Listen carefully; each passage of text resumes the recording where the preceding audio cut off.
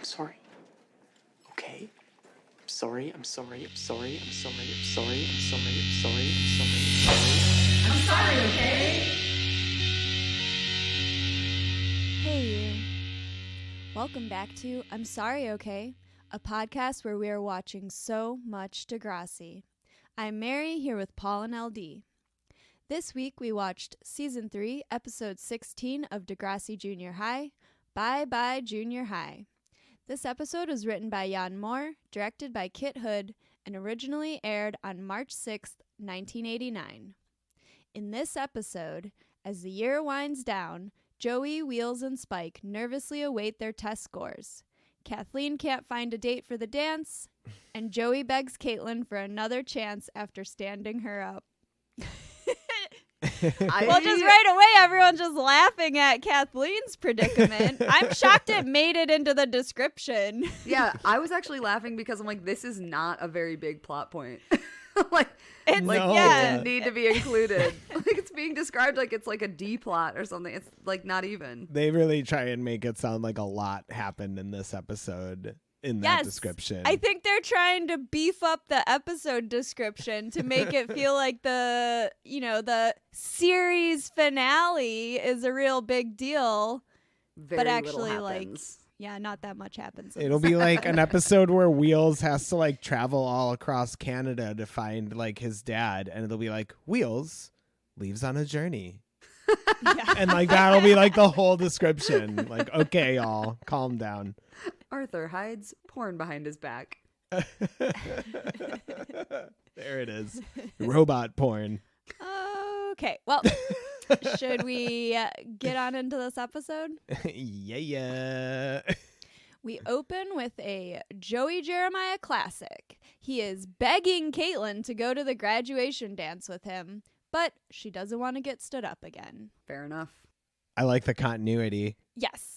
We don't really get that at the end of the last episode, but it's like they never make it to the party. Yeah. And we were even saying last time that like who was it? Melanie, Caitlyn, and Kathleen were all just sort of like ditched at this party. Yep. Melanie and Caitlyn were both waiting for Snake and Joey, and we were like, oh, they ditched these girls, whatever. So I like that we opened this week with like getting all of that sort of the receipts. I love that he tries to kind of wrangle his way out of this by being like, but I got arrested. It's not a bad excuse. It's true. That is why he didn't go to the party. But Caitlyn, our audience proxy, is just like, well, you shouldn't have bought beer. And like, I'm sick of your shit. Yeah. Yeah. Okay. Because it was most recently, he invited her to the party. He didn't show up. The last time there was a school dance, he promised to dance with her and then blew her off for Liz. And then also in $20, she found out that he sort of asked her out to win a bet. Damn, Joey, so, come on. Just a little recap there. When you list it all at once, it really doesn't sound good. I had to look into it because, later on she gets really mad at him, and I was like, because she's like, you always disappoint me, and I was like, does he always disappoint her? So yeah, I did have to go back and find all the ways that he did in fact disappoint her. I really appreciate that you went and did that research, but I took her at her word. Well, yes, that's true. She didn't need more evidence, but I just wanted to back her up. No, why not? Okay, so the smoke alarm goes off for the 6th time this week, and Raditch tells these damn kids to be quiet like 3 times while they're leaving the building, but Joey stops to ask Caitlyn to go with him one more time, and this time she agrees, and then Joey dooms them all and says, It'll be perfect. Trust me. Trust me. The cursed expression. Got a few notes here. Number one. What an underwhelming fire alarm. Yeah, the tiniest ding. Ding. It's like ding. The kind of gentle alarm you might set on your phone to wake you up in the morning. Like from a nap. I wouldn't trust that to wake me up in the morning. Right. Okay, good point. No way. And then the other thing I was going to say is I feel like Mr. Raditch goes like full Dwight Schrute on like this fire drill. Like he's yelling at them that it could be a real fire. Yeah, so maybe the fire anxiety is the reason that Canadian fire alarms are so gentle. Mm-hmm. They're like, don't worry. It's just a fire. It's just a fire. We'll put it out. Before we move on, Arthur is once again wearing my look of the week. No way. Wow. Oh, it's true. It's true. So he's wearing like a black shirt. I can't tell if it's a band shirt. It's got some kind of design on it. And then he's got like a dark green shirt jacket, maybe a shacket. I love a shacket. Very in right now. His mullet looks super fresh as always, and I just really love this casual goth vibe that he's, got going on right now. Yeah, I'm really great. appreciating this look. Yeah, it's good. It's good. All right. So then we cut to them finishing their exams, and Joey is feeling confident about his grades and stoked about the dance. Spike's mom drops her off at school while Emma cries in the back seat. She's apparently been sick and has had to go to the doctor and take medication recently. And then Miss Avery asks about the baby before giving Spike the exam. Yeah, Spike is like over it with this kid and with school and pretty much everything, I think. Yeah, dude, she's like 15 years old. Of course she is. Yeah. And she's getting no support. She's getting no Yeah, state especially not support. from Shane. Well, Shane can't give her money. He can't give her money anymore. So in Garcia's class, can I just say that when they're taking their exam, Alexa has just giant glasses. I also made a note about Alexa's giant glasses. And I wrote that she looks like she's in a disguise that Carrie Russell would wear in The Americans. Oh, absolutely. Like, she looks amazing. She's not my look of the week, but she honestly should have been. She looks amazing. I just wanted to call that out real quick. Just love to see it. She also has kind of a shacket on. I love the whole, I love those glasses on her. I hope they keep those going in Degrassi High. One other thing we should note is that Principal Lawrence makes an announcement in this scene and blames the frequent fire alarms on their faulty wiring and always erratic furniture system, which is being repaired. Also, I was gonna say when Spike goes to take her exam with Miss Avery, like she asks how Emma's doing. Spike says she's sick again, and Miss Avery's immediately just like, babies can't help being sick, and it's like, okay. Yep. Like, oh yeah, like Spike probably knows that. It sure would be nice if someone asked Spike how she's doing. Like, this baby is just like always sick, and clearly Spike is having a very hard time, and it's just like, I don't know, like, we see a bit more with Miss Avery later that I think is very fucked up. And I think this is kind of that first inkling of it, of this, like, this person who's like, this baby is so important. Just kind of minimizing Spike's problem. The struggle. Like, Yeah. Spike is, like, really, really struggling. and also because Miss Avery brought it up. It's not like Spike is just endlessly complaining. Like, she asked how the baby was, and she gave her an honest answer. And then, yeah, she just immediately, like, dismisses her feelings. And it's like, Yeah. okay, well, if you're not interested in the answer, then, like, don't ask the question. Yeah, exactly. Like, it just felt like some, like, kind of borderline toxic positivity bullshit to me of, like, Yeah. you're just lucky to have this baby. Like, Yeah. Yeah, it's like you can never have a complaint, never be burnt out, never have your own reaction to, like, you know, what's going on. Yeah, I hate that shit. Not a good episode for Miss Avery. I just feel like there's no space for, like, women, like, to discuss difficulties with parenting. Like, Right. you know, we always, like, the way that society, you know, treats mothers is always just kind of like, you should be so grateful you have this child. You know what I mean? Right. It's just like, okay, but Instead of, like, It's their hard. relationship is like school, so why isn't it like oh, I'm sorry, that sounds really hard for you. Or like, oh, I hope you were still, that didn't affect your studying. Or yeah, still making it about Spike because, Miss Avery doesn't have a relationship with this baby. No. So it's like, she's kind of being polite by asking, but it's also like Spike is your student. So like maybe just focus on her and her experience if you're so concerned about what's happening. So over at Joey's house, Joey's mom asks about the exam when he gets home from school and reminds him of a deal they made that if he gets anything below a B on his report card, he can't go to the dance. Ooh. We get a trust me. Trust me. Oh, yeah. Oh, yeah. and she's kind of like, me. I seem to have heard that before. Haven't we all? He also asks his mom if she would have liked it if a date brought her flowers because he wants to get some for Caitlyn. And then he asks if he can borrow some money.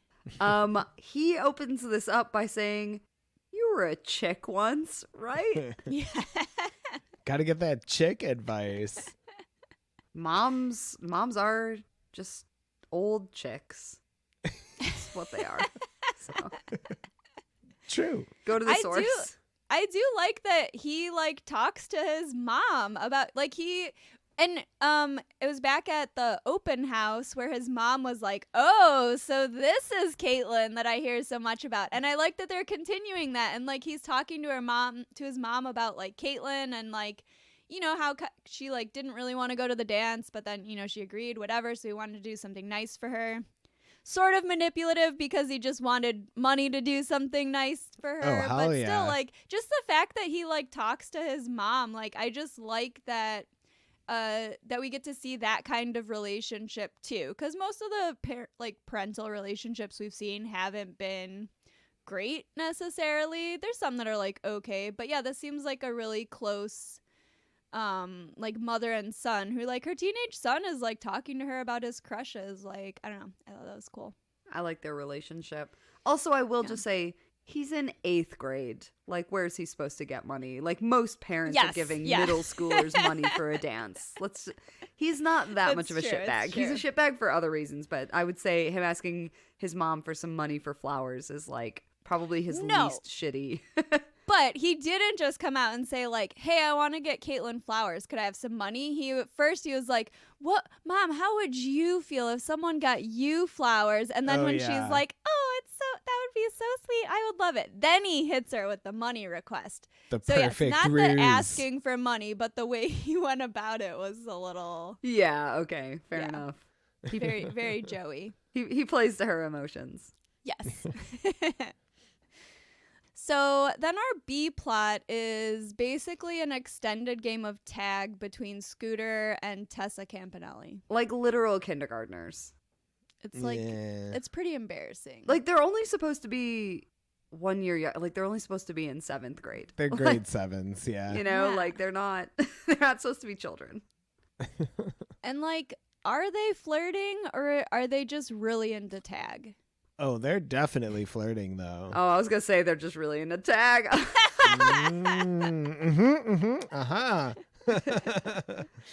I guess time will tell.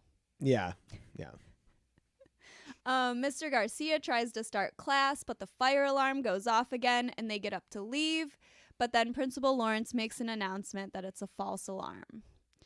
Joey and Caitlyn are flirting in Raditch's class about a surprise he's planning for her at the dance. And then Raditch asks Joey to stay behind to personally give him his report card. He did really well, but he got a C in French, so he thinks he won't be allowed to go to the dance. Aww. At this point, did you still think he wasn't going to be allowed to go to the dance? Like it's a C in French. It is sort of like if the mom really like held to that, it would sort of be like, seriously? Yeah. A C like in too French? harsh. I just feel like knowing this kid, I was just like, there is no way he's gonna actually be like forbidden from going to this dance. And I feel like he really blows it here by like even saying anything to Caitlyn. Yeah, so she's waiting for him and then he like tells her like, oh, I can't go to the dance, and she seems really mad. I never ever want to see you again. Yeah, okay.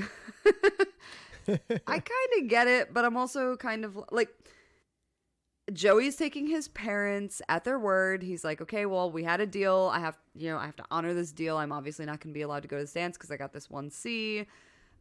He doesn't think about the fact that the rest of his report card being really good really balances that out. And I think that, he probably hadn't thought he was going to get any A's, you know what I mean? And so he's probably just like, he's only focused on the C because this is the deal that he has with his parents. I think it's reasonable for him to say to Caitlyn, like, I had a deal with my parents and I'm going to try and, like, it would have been better if he was like, I'm going to try and get out of this. Yes. Instead of just being like, I can't Yes. go. Like, I think that he probably just knows his parents aren't fucking around anymore. He's like, I can't keep, getting bad grades. So I kind of get it. I did love that, like, that Raditch was finally, like, kind. He was really proud of Joey. Yeah, on the other hand, I'm also like, well, it'd be nice if he was proud of his students even when they weren't, maybe if he was supportive of them when they actually needed him, not just like when they're doing well. Yeah. Yeah, I don't know. There's a couple other notes here, which is when the fire alarm goes off in Garcia's class, he treats it so calmly. He's just kind of like, okay, guys, silence, please. We're just going to file out, and then everyone files back in. And then I was also going to say that our, like, fucking, like, Z plot happens with Kathleen as everyone's leaving the classroom before Joey gets his grades, which is Kathleen kind of lamenting that she doesn't have a date. Oh, yeah, and Melanie suggests Yick, who she previously dated. I'm like, is Yick the only... I'm sorry, no offense to Yick, but why Yick? Have those two ever interacted? I think she was there during, was she there during Pimming Swools? Yes. Oh my God. Oh, don't even get me started on Pimming Swools. But, I really vibe with Kathleen here. It's like, she probably doesn't actually like any of these dudes, but she's just kind of like, all my friends have dates to this dance. I don't have a date. This feels really embarrassing and really lame. Like, everyone's moving on. We're going to high school. Everyone's got a boyfriend or at least someone to go to this dance with, and I don't have anybody. Like, and she can't go with her friends because her friends have dates. Yeah. Because, like, the twins and Lucy, it seems like they all just go to the dance together. Yeah. But I could get how you would feel like, third wheel or fifth wheel or whatever, however many people end up going. Just because, but everyone else has a date and it's just you. It feels a little different than just going with friends, which is, like, totally fine. Yeah, exactly. Melanie also suggests that Kathleen goes to the dance with Luke. And Kathleen's her thing is that she doesn't date druggies, which is some perfect baby cop behavior. Cop. Baby Cop. Damn. Oh, yeah. If you ask me. Also, like, Luke, I've never seen them interact either. I mean, I guess I've never seen Kathleen interact with any boys, but I am sort of like, Kathleen, you should have been, like, really planning a better game plan. Like, I'm not really sure who you think you're gonna whatever. Yeah, totally though. She's really missing old what's his face in the Environmental Action Committee. Rick? Oh, Rick! Oh, man. Rick! Shout out to Rick. Oh, man. R.I.P. She could have gone in his little Degrassi sweater. Oh. They would have had such, like, a Rory Gilmore, Jess Mariano vibe. Absolutely. Now that I think about it, I'm like, you know what? Perfect. I wish he'd stuck around. I would have loved to see that relationship. So blossom. Weird. It would have been so weird. A couple other notes for this scene. First, I wanted to shout out Nancy's hot pink jacket at the beginning of the scene, which she paired with cuffed denim jeans and white sneakers. It's a great look. She's also wearing a pink sweater under the jacket, which was a lot for me. But I did like the her outfit in the exterior shots. And then also, we need to discuss some suspicious activity going on in the background of the scene. Go on. There are a bunch of workers wearing coveralls and hard hats from Narbo Gas and Boiler Repair. Oh! who are carrying buckets filled with something flammable, according to the label, and they are apparently stacking this flammable material right next to the boiler room. Yeah, I've got a lot of questions about why, like, what flammable material is meant to be used near the furnace. I've got so and like buckets of it. Yeah. Like, is that? I sort of was like, I sort of Googled like repairing boiler with flammable material. I didn't know how to look any further into it, but I was like, I don't think that's how you fix a boiler. Damn, the NSA is coming for you though, man. I've doomed myself. They're like, she's But building yeah, a bomb. is this like an if you see something, say something situation? Like, are these people trying to sabotage the graduation dance? I think they're just bad at their jobs. I mean, They're are a bunch of narbos. They are a bunch of narbos. They are wearing those sexy coveralls too. Yeah, so. dude. Yeah, like, no notes from me. I've got Perfect some branding. questions. Perfect branding. Perfect branding.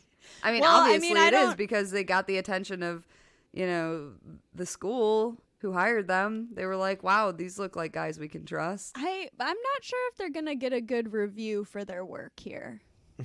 It's 1989. No, like, where are they going to review? That's true. And no one seems that concerned. Like the way that Principal Lawrence earlier was just like, the faulty wiring, the boiler, like those seem like serious issues.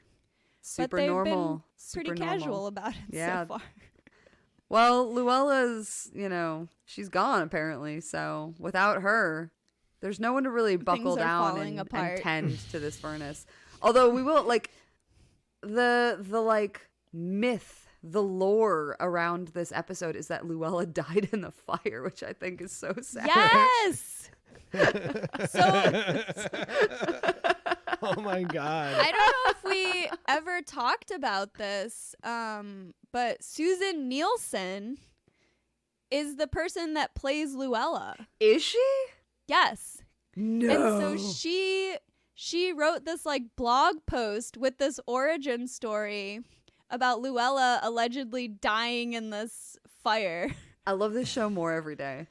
And she also said that this was in the early days before they were like unionized, where they could just have like the writers or directors, like fill in or like have a role. Like I think like John Bertram like has a he's like he's the voice of like Principal Lawrence or something, right? Like yeah, so Right. they would kind of have like these funny little like roles, but then I guess like later they couldn't really do that. Oh. I don't know. Was this all just a ruse to silence Luella? Did she know too much about something? You listen to a lot of true crime podcasts. You tell me. Like, did she call the police and they're like, you seem hysterical? Possibly. Yeah. And then they all just, kind of cover it up. We never hear of her again. Only the rivets from her boiler suit were left at the scene of the crime. Wheels also stays after class, so Mr. Garcia can personally deliver his report card. He barely passed, so they would normally recommend repeating the year, but since his parents recently died tragically, they're going to be chill about it. Oh, Nice. He did his best. Yeah. He's just like, I passed, right? I passed? Okay, good. That's all I need to know. Because Mr. Garcia really, drags it out. He gives, I think it's a great pep talk because he doesn't, Yeah. he makes sure that Wheels understands that it's serious and that kind of the grades that he got wouldn't really normally be a passing grade. Well, yeah, look at Joey. Right. Yeah. And he did say he thought some of his other teachers had been lenient with him, given his situation this year. Yeah. I mean, he did pretty well for a dude who literally did not come to school. Yeah. Yeah. And all we've seen of him recently is just trying to understand math. He's been putting the work in. Yeah, it's true. It's true. And then so it's also just funny. I don't know. So we get these two kind of teacher moments too. Yeah. We're actually seeing a lot from the teachers in this episode. True. Yes. Some of it good. Not all of it. And there's also an announcement that the school furnace, which has not functioned properly since Christmas, has now been fully repaired just in time for Degrassi's graduation dance. Just in time for the dance? Suspicious. I want to know And why has they it been need- fully repaired? Why do they need the furnace? It's like June. Yeah. Yeah, that's also true. They're running the furnace like full time. The end of the school year is the summertime. Why why do they need the furnace? They do have jackets later.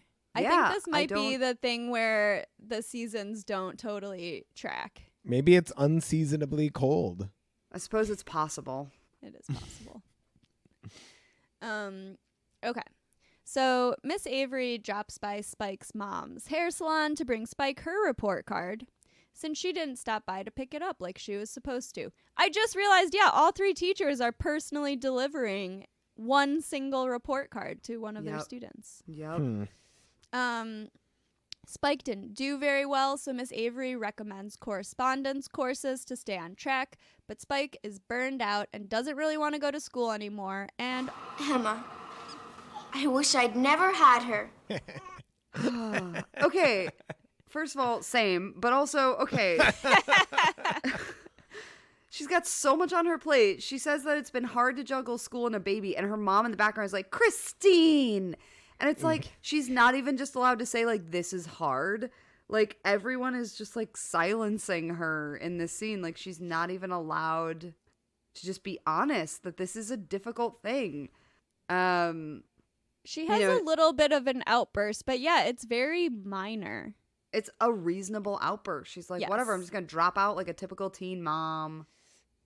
She Yeah. kind of roasts her mom, basically. Yeah, that's a little Yeah. bit mean. Like, I don't know, her mom's doing all right. Yeah. But yeah, like, Miss Avery's like, you know, you can do better, you can get better marks, you owe it to Emma. And I'm just like, oh, fuck off. Like, let's not use the baby that she resents as her, like, bargaining chip to get her to Her do better in motivation. school. Like, no one is offering her any tangible help. Like, even just saying, like, you can take correspondence courses isn't actually that, like, helpful. It's like, Right. Here's more work. yeah, you know how you really struggled all school year? Why don't you do it all summer, too? I will say, I had to do a correspondence course in high school because Can I you moved please my explain junior this? year. Yeah. So I moved during my junior year.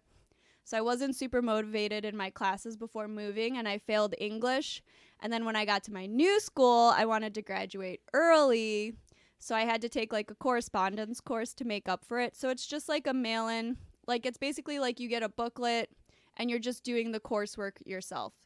Oh. So depending on the class, it's just like you're like basically reading a chapter and then like filling out like doing a test or a written test or something to show that you like know the information. It's like a self-study thing. Interesting. So it is a way, like it is a good way to make up for courses or a missed course or something. You can do it in addition to your regular class load. It wouldn't be as demanding, I think, as like a regular class. But also, yeah, this is someone who's trying to find a job, who's a parent, who's in school. So the idea of her doing a correspondence course is like a little bit different. Yeah, I've never been offered a correspondence course, actually. I've taken summer school because in my freshman year of high school, I flunked Introduction to Chemistry and Physics, to no one's surprise because it's very math heavy. I was just like, nope. I didn't even know that those still existed when we were in high school. That's really interesting. And then also, I guess we have to talk about the fact that Miss Avery tells Spike to count her blessings because at least she can have a baby, implying that Miss Avery cannot have a baby. Honestly, not the correct response for a struggling teen mom. Also, Miss Avery, if you want a kid, just adopt. Yeah, right? Like, Yeah. Calm down. I cannot. I do not have time for this. I'm just like, let's not guilt a struggling kid, you know? It's just with like your own kind of infertility bullshit.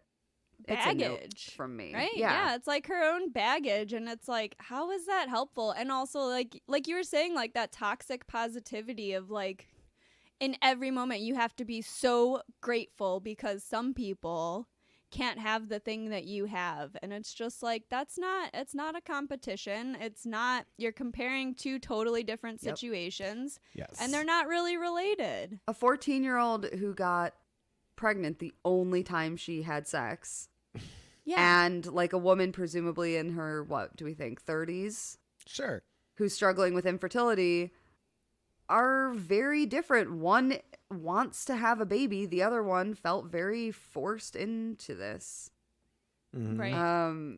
And, you know, Miss Avery has a job. She has a career. She has a support system, or at least a very cool friend named Elaine, who may or may not be who she's trying to have a baby with. We don't know. Is that why it's not working, Miss Avery? I was like, why that's can't with she have Elaine. a baby? Is it because she's a lesbian? Because that doesn't really mean you can't have a baby. Yeah, I mean, I don't know, right? Like, there's a lot of reasons for infertility. I don't know. Like I'm just kind of like, Miss Avery having a baby would be a life choice that she wants to make. She's ready. She's thought about it. She, like, you know, has finished high school. She has an career. income. You know what I mean? And so, like, that's so different Right. from Spike, who's like, oh, I had like 90 seconds of sex at Lucy's party. That I think that maybe she just sort of went along with, but it sounds like, I actually wonder if this might be sort of the like subtext of the way that she sort of talks about Shane, is that maybe she didn't really want to have sex. I can't remember. I know there was an episode where she sort of talked about it, and it sounded like she kind of did it because he wanted to. Yeah, the way she talks about it, it's kind of like, well, I really wanted him to like me. Right. I don't get the impression that she was necessarily coerced. No. Like, but this was assault, but I get the impression that, like, she was pressured, I guess, like, the way that, like, a lot of teens are, because, like, everybody's doing it or whatever. I don't know. Right. That's... Right. But it's not really for Miss Avery to say whether or not Emma, the sick preemie, is a hashtag blessing. And as we learn in the next generation, she is not a hashtag blessing. So Back to the Jeremiah household. Joey gives his report card to his mom, but he's bummed about the sea and about missing the dance, and tells her that Caitlyn was mad when he told her he couldn't go. His mom obviously gives in immediately because Joey is baby. And of course they weren't going to be that strict with him if he just tried to do okay in school. he's the youngest. He never had to worry. That's kind of what I was getting at earlier. It just felt like, were they really gonna ground him from this dance? She makes a note that he's never gotten an A before too. So like that's gotta, it's like parent logic. It's gotta offset something. Yeah, and okay, I won't jump ahead because I think they have more of a conversation about this later. Or did I? No, I don't think they do. They have the whole? Is this when she says she'll talk to his dad? Yeah, and then he kind of runs off to call Caitlyn because he's like, "Oh boy, I can go."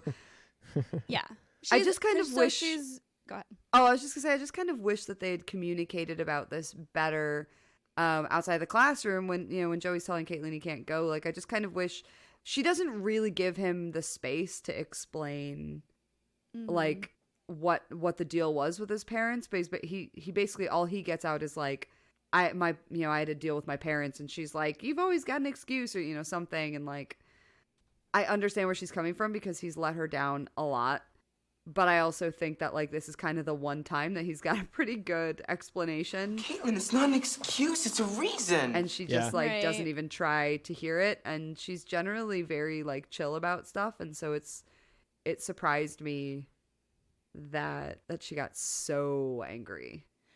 I think she let herself get really excited, and especially because he was like, I'm gonna have this surprise for you. They're talking about it so much.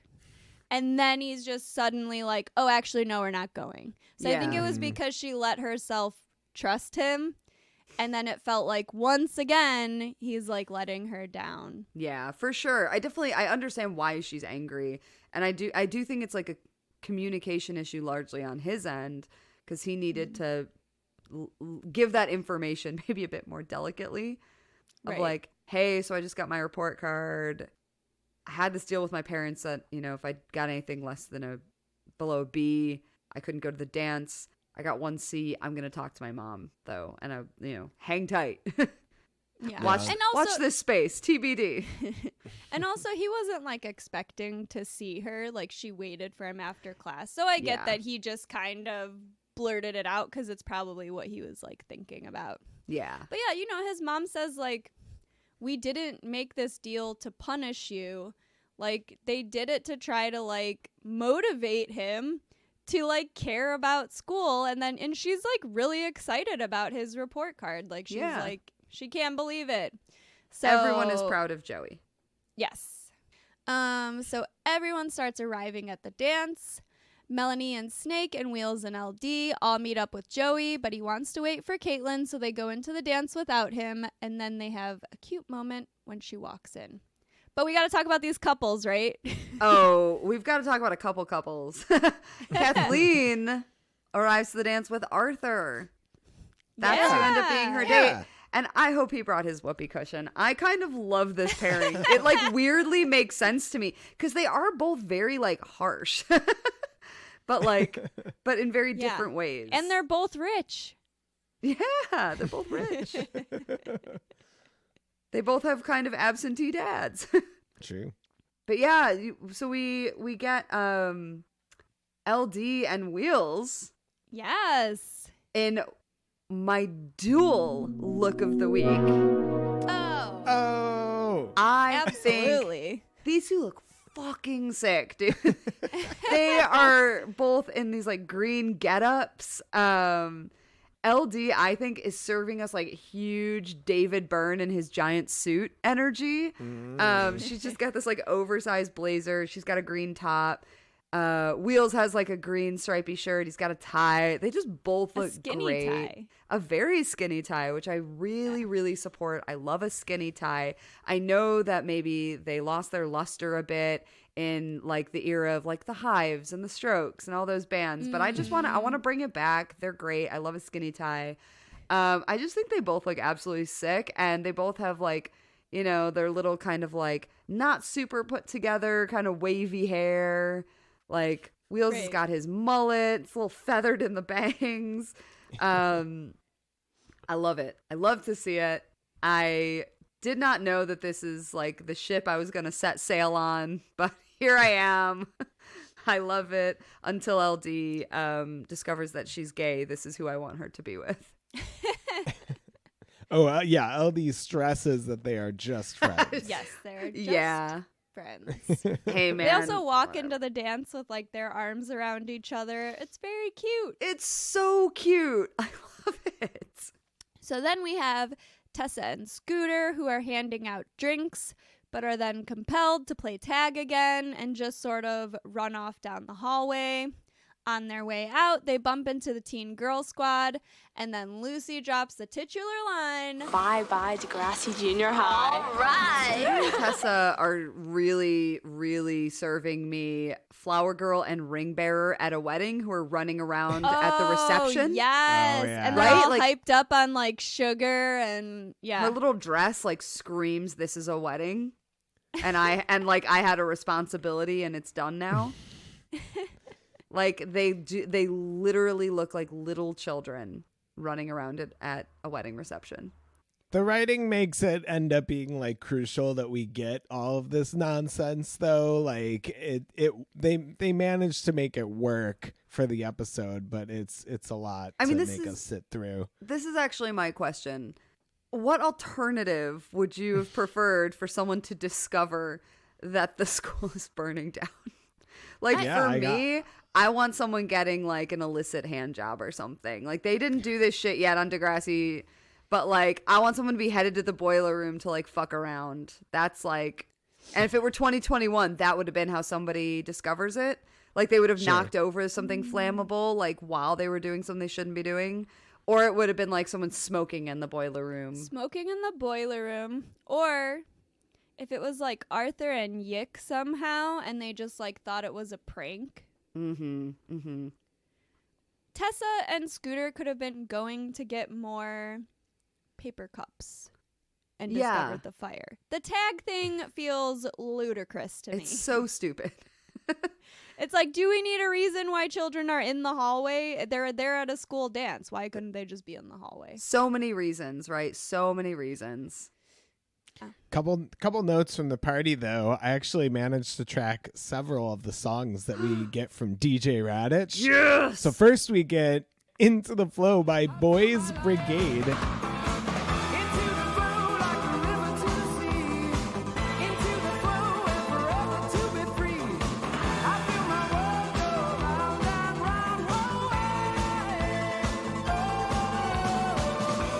From the soundtrack of the 1984 film Heavenly Bodies, which I've never seen. Nope.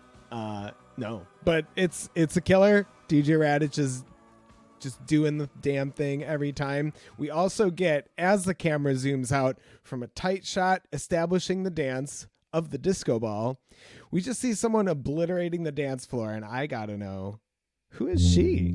Who is she? Yes.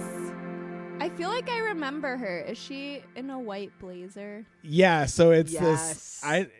whoever this is, just it's incredible. Killer dance moves, rocking this button up with a tie, coat, and a skirt.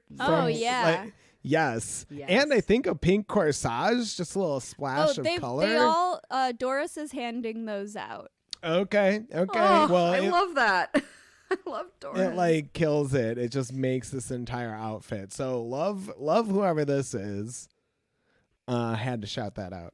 I also wanted to say that when everyone's in the hallway, Snake is just like oozing charm. He sees Wheels and LD. He's like, "Oh, I didn't know you were together," or whatever. Mm-hmm. And then like he does like a little voice. And then when Joey comes up with flowers, he's like, "Oh, for me? I didn't know you cared." It's like the most personality from him. I love it. His date is finally working out. He's like, Yes. we're both here at the Well, same time. Sort of. We're not going to let a little fucking fire get between two people who clearly are stoked to be on this date. True. Everyone is finally on their dates. Yeah, man. Spike also finds Miss Avery and asks to drop by tomorrow to pick up some correspondence forms. As this is happening, we hear the track Like a Memory by the band Spoons.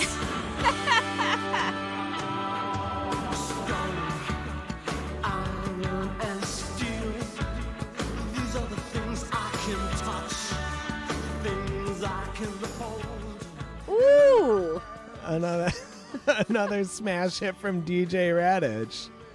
And Garcia's just kind of hanging out with Raditch too. He's like admiring his records. He's totally checking in on all of those 7 inches. I think it would have been really nice if when Spike comes up to talk to Miss Avery, if Miss Avery would have apologized for taking out her own stuff on her. An adult on this show is never gonna apologize. I did appreciate that she was at least like happy to see Spike. Yeah. She wasn't like holding some weird grudge or energy towards her. Like when Spike came up, she was just like, "Hey!" Like she was like excited to see her, but yeah, a little unresolved. So is the song that you're talking about the slow song? So actually, no, but thank you for bringing us right into that, because then DJ Raditch dedicates the next slow jam to all the grads and plays a nice 7-inch copy of Burning Torches of Hope by Goin'. Wonder where our world is heading for. The future is filling us with fear. Sure. I don't know who this artist is, but they actually have 2 credits in So two like artist credits in the like episode credits. The other track is Cosmetics, again by Goen, but I could not pick out where that song was. But Burning Torches of Hope is a really good one to, hold your partner close and do a little slow dance at the middle school dance. I mean, Aw. middle school dances are funny because everyone really does leave room for the Holy Spirit between them when they're dancing. Like, how hysterical would it be to chaperone a middle school dance? Like, watching teens slow dance. Really funny. I remember being in middle school and not having anyone to dance with, so like being off to the side and like watching everyone slow dancing and just being like, this is really bizarre. Like just looking all of a sudden at a room and being like, I can't believe human beings do this. It's just a reason to like touch somebody, Yep. right? Because you're just kind of swaying back and forth. Well, I mean, in an appropriate dance kind of way, Paul. Sure you do, Mary. It is You get a to be moving close hug. to somebody that moving hug, someone that you maybe haven't gotten to hug and move at the same time before. A swaying snuggle. Yeah, exactly. We also briefly see BLT and Michelle, but I don't think she's wearing a corsage. She only has the flower that Doris is giving to everyone, and it is unclear if they are the finest couple there, as They promised. They are. Okay. Yeah, it's Good. fine. Okay, They're the finest couple everywhere. that's true. Before we move on from DJ Raditch, though, I just got to get in real quick that this man is my look of the week. Oh, he sure is. I mean, Pretty yeah. positive we have seen this DJ uniform like many times before, and that DJ makes me like it. sweater. That makes me like it even more. Just the red and gray triangle party pattern sweater. Yeah. Oh, also, I never noticed that he's got like a little gold bracelet on his right wrist, and I feel like that just adds just the right amount of something. And because he changed into this outfit, because Garcia's like still wearing his suit from like earlier in the day, and also of course he's wearing a suit to the dance. Yeah, maybe it is his like dance suit. He put on his dance suit. It's possible. Yeah. And Raditch put on his DJ sweater. I love this DJ sweater and would wear it. Oh Same. yeah. He looks great. So Yes. We would all enjoy this sweater. Before we move on, we also have to discuss the fact that Luke shows up with Shane. good. Yes. I kind of like that. I like that Luke is like accompanying him. That's like a nice little like It's some bow. kind of resolution. Yeah, sure. I really liked that. And Shane is using a walker. I like that they don't just show him like waking up from a coma and he's just fine. You know what I mean? Hi, everybody. Yeah, he just like springs forth from his bed and like does a little dance. He's like, I missed you all. I'm honestly surprised that Spike doesn't just immediately make a beeline and like shake him down for money right there at the dance. Yeah. Yeah, man. So now we have the fire. So Tessa and Scooter hear the smoke alarm going off again while they're running around, and they go to check it out and see that the boiler room is fully on fire. Tessa opens the door to release the fire into the rest of the school. Not only does she open the door, she touches the handle, is like, ow, that's hot. And then just sticks her bare hand right back on the handle and and unleashes the fire. Who would do this? Yeah, dude. These little Wheaties run through the halls and into the dance, telling everyone that there's a fire. No one believes them. Everyone thinks that they are messing around, probably because they are babies who've been playing tag for like several days. Miss Avery is like, are you serious? You're not joking? They're just like, no! And then Mr. Garcia is the first one to take it seriously. And he, like, Raditch kind of starts to turn on the music, and Mr. Garcia is like, oh no, I hear the alarm. So they all go outside to watch the school burn down. Caitlyn briefly can't find Joey, but then he shows up, and we end with a freeze frame on the fire. What's with the Joey thing? Why? Well, why he is told she her he told her that he was gonna go get her coat, and so then she's like really worried. And I think it's also to show kind of like, you know, she was really mad at him earlier. He seemed surprised that she even came to the dance and you know, ended up going with him. So maybe it was like a moment where they're like, look, she really does care about him. She really does care if he explodes in a fire. Yeah. Okay. All right. Thank you for that, because I really was like, what? Why is she okay? Michelle, while the building is burning down, Michelle's like, it's in our classroom. I just thought it was really funny. We didn't get a freeze frame because the credits just roll while everyone's that's true. like They just kind of roll, making like idle chit chat about like, it's our school. It's like, okay, not really anymore. They also at the very end give us a fire truck siren and a voiceover of a firefighter. Let's get that plumber going. Mike, get that hose over here. Oh, gorgeous. Oh yeah, because someone is like, where's the firefighters? Why aren't they putting out the fire? Yeah, all the random chit chat is kind of hilarious. I'm like, how long do you think it takes for firefighters to get to your school? You've been outside for like 1 minute. Calm down. Yeah, like as we've discussed, Toronto is a large city. We don't know where that fire truck's coming from. it's true.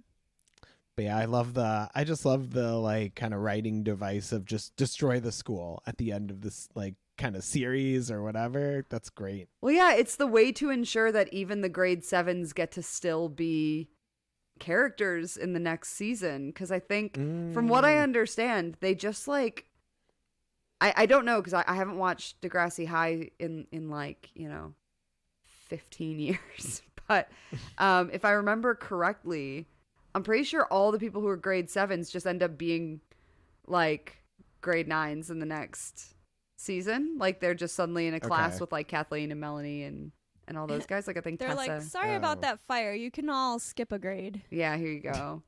You're smart enough, right?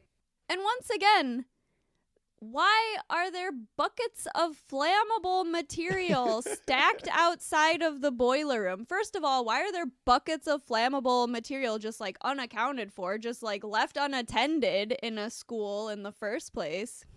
Second of all, who would place them next to the room that has fire?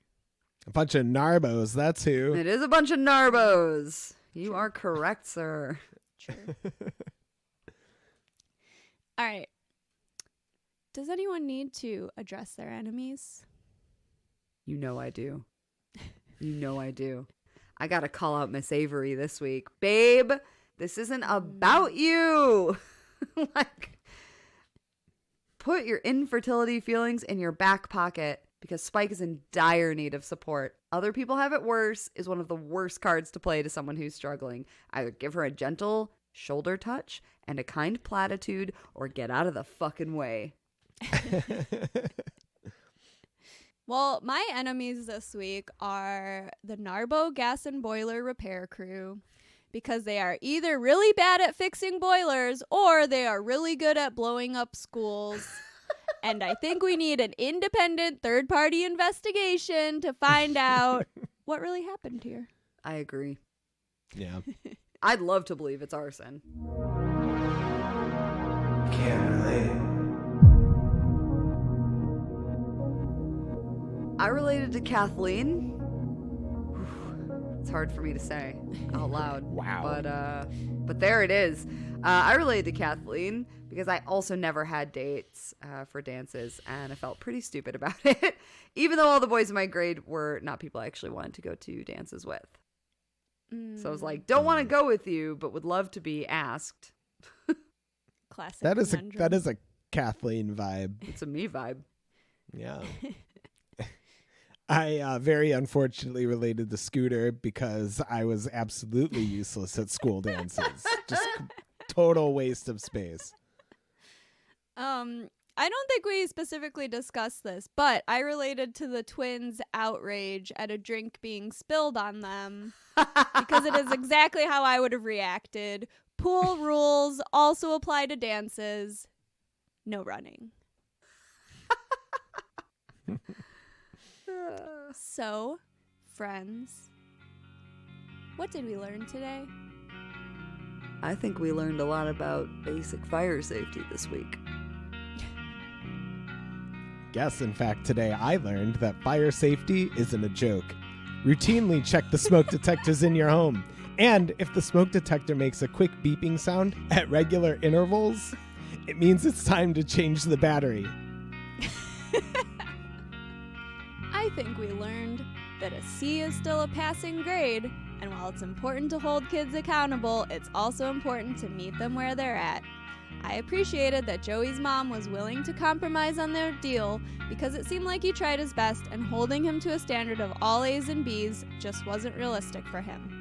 And I think Garcia and the other teachers who passed wheels were also right to do that, because even though they could have held him back, it would have been really hard on him to be separated from his friends and peers after the year that this kid had. Kids really need the space to make mistakes in order to grow, and it's nice to see that normalized. You can listen to I'm Sorry Okay, a Degrassi podcast on Acast, Spotify, Stitcher, or wherever you listen to podcasts. And if you enjoy what we're doing here at I'm Sorry Okay, be sure to give us a rating and a review on Apple Podcasts. And thanks for listening. You can follow us on social media at I'm Sorry Okay Pod, OK is spelled O-K-A-Y, and email us at I'mSorryOKPod@gmail. That's it for Bye Bye Junior High and for the Degrassi Junior High series. Next week, we'll be doing our Season 3 wrap-up.